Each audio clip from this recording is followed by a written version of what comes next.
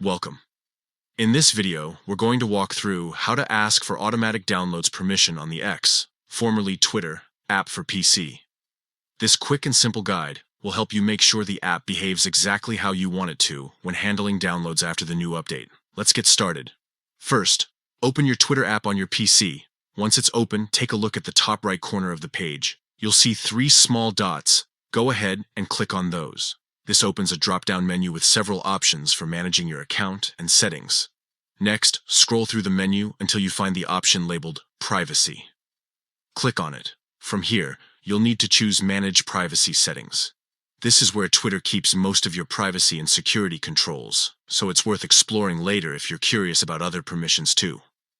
Once you're inside the privacy settings, look for a section called Permissions for this site. This is where you can manage what your browser and the Twitter app are allowed to do on your PC. Click on Permissions for this site. Inside this section, you'll find a list of different permissions, such as pop-ups, notifications, and automatic downloads. Now, find the option labeled Automatic Downloads. There should be a small drop-down menu or toggle next to it. You'll want to select Ask. This setting makes your app prompt you every time a site or media file tries to download automatically.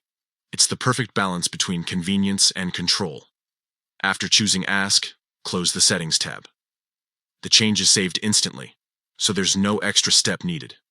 From this point forward, every time automatic downloading is triggered, you'll see a small pop-up asking whether you'd like to allow or block it, and that's all there is to it. Just a few quick steps to make sure you're in charge of what gets downloaded from Twitter on your PC. If you found this guide helpful, don't forget to check out our other tutorials for more simple tech tips and updates. Thanks for watching.